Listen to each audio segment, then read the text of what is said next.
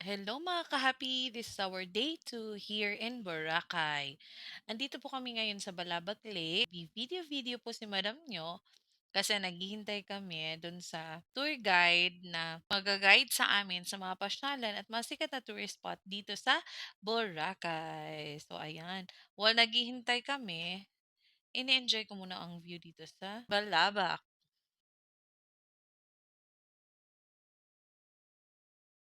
Ito nga pala ang famous na transportation dito sa Boracay, ang e-bike. Oh, busy sila sa pagkukuwento-kuwento kasi yung napili naming tour guide, madaming history.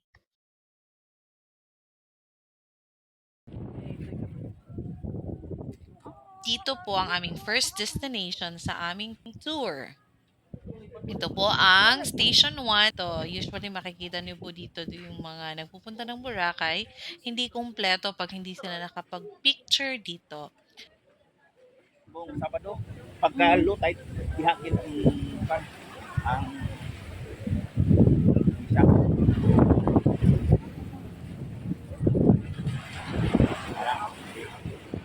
At napakaganda. Imagine sa una, sa YouTube ko lang 'to nakikita. And now I am physically here in Boracay. Yan po. And for our next destination, dito po kami sa Secret Yan. Island. Yan yung sikat dati. Tapos ano nangyari? Ay, siyempre, Malaysia, Nalimit. iba na. Ang Malaysia, Lima na ang ang Ah, Henan, tatlo na siya dito. Henan na ito. Henan. Henan. Ano na hotel yan That dati? BTR, Boracay Terraces Resort. Boracay Terraces. Ay, na 90s yan itong 90s. Yan yung sikat dati. Hindi yung 90s. panahon ni Digong. Hindi. Wala na, kuha na na siya. Papunta tayo sa anong beach ito kuya? Diniwid na Beach. tinatawag na secret beach. Ang tinatawag na secret beach. Yan. Wow. Diniwid Beach, the secret beach in Boracay. Kasi pag nito, akala nito wala nang beach yan. Kasi Oo. tumoy na yun eh. Oo, no? Pero may lusutan na siya.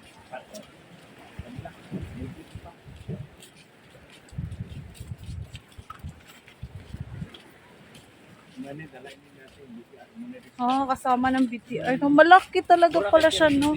Ang nindot nyo, nindot siya dati. Kaya ang, ano yan siya, bakit siya di na lugar ni, na portion, ay, tinawag ko na BGC. Oh my Ana God! siya na nga, din he, Ah! ang iyan yung pagka, yung low tide gid siya, ana gid siya daho, ang iyan yung, Oo. yung nakita mo ng puti, yung puti, Mm-mm. ana siya ang sandbar, Oh! talagang hibas yan, malapat siya. Wow! Kaya, Sa mag-San ba yan pag low tide? oh, sandbar na, yung puti, Oh, sandbar. Nasa natin siya. Ay subong, high tide, hindi mupan. Araw kay heart, anang kay heart to. Heart ibang... Heart ibang lista ina sa may Wow. plago. Ayun, di ba may Kay Heart. Dito, Oh, nang pan. Sa kanila yan dyan? Okay, Oh, heart nabili ni Heart Ay, yung Evangelista. kulay white na building? Oh, Hindi. yung may red at Ito. saka red at yellow. Oh, hindi yung pan may bandera na pan. Ah, Ano yung yung may- parang native. Yung may bubog Oh, na. oh. Oh, native mo na siya. Oh, nabili ni Oh, Heart 100,000 na per per square meter. day. Per day. Oh, pero buong resort. May Okay. sarili siyang ship. Akala ko, 100,000 lang. Hindi. Pag, Buong pana isang gabi. Mga bangka. ah. Wala pa ang mga natawag na GT port. Ang GT Oo. port nag-umpisa lang na yung buksan 2006. Okay.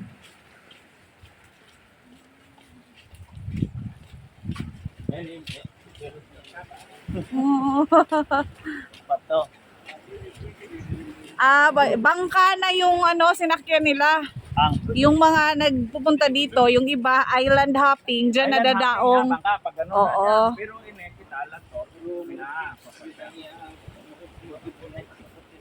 Talagang nai-enjoy po namin yung tour guide namin kasi ang dami niya pong mga history na isinishare sa amin about dito sa Boracay. So, while itinutour niya kami dito sa mga tourist destination dito sa Boracay, nagsashare siya ng history kung bakit naging ganito at kung sino yung mga may-ari.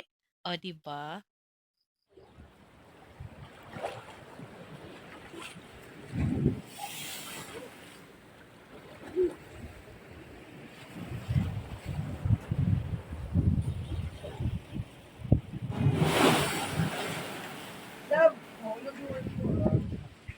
Mama, nakabili naman na lagot. Siya.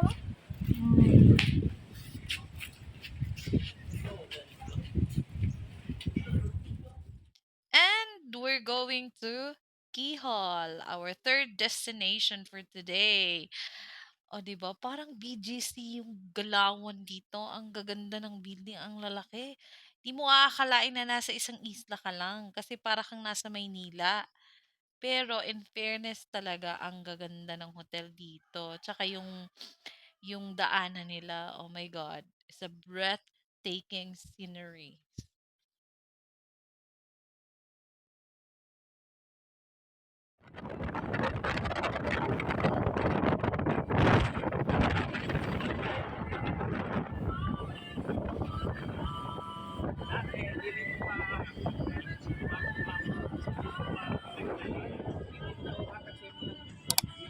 Mura mo siya BGC. Mura siya BGC.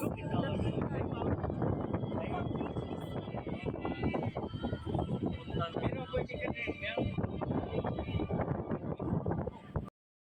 At sa puntong ito, grabe, starstruck na ako sa view. At saka ang hangin dito, halos hindi na marinig yung video ko. Kaya I prepare it to be silent para mag-dub na lang ako kasi di ni rin naman madidinig yung boses ko when nagsasalita ako dito kasi ang lakas ng hangin dito. At ang ganda. Yung parang nasa starstruck talaga ako. Boracay is really amazing.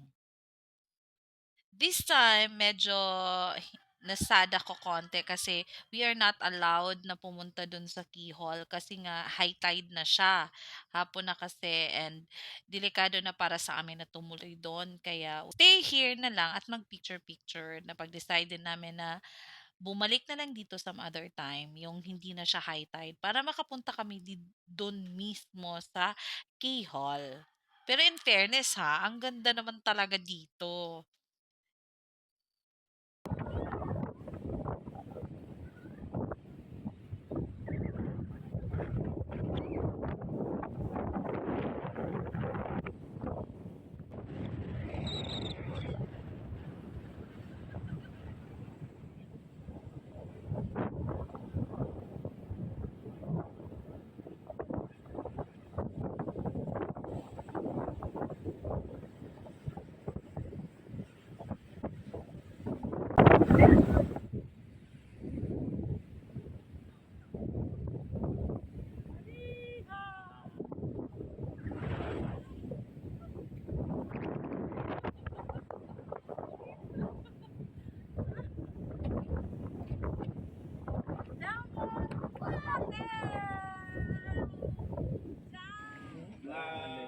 building.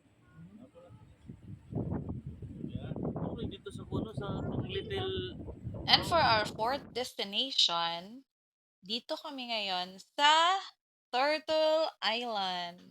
But first, nakaka-amaze yung mga structuring dito ng building at saka yung mga tourist house nila dito.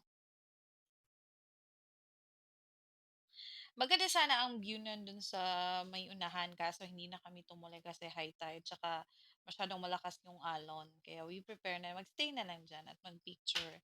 In fairness, sulit din naman ng view kasi ang ganda ng nakikita niyo sa background.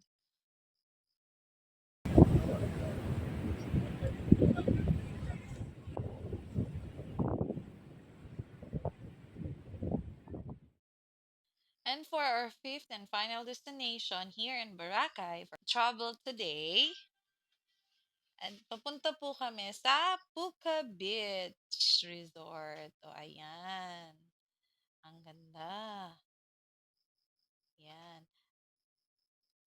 Dito po kasi yung famous na picture area, yung may wash sa kahoy. Ayan. Dito din ako nakabili ng shells, yung necklace na made by shells, 'di ba? In fairness, ang ganda talaga dito. Kaso lang medyo malakas yung alon nung pagpunta namin. Kaya di na kami nakaligo. 'Di ba? Pero sabi talaga namin babalik kami dito for sure. Bumalik talaga kami the other day. Yung sinadya po talaga namin na hindi siya malakas yung alon.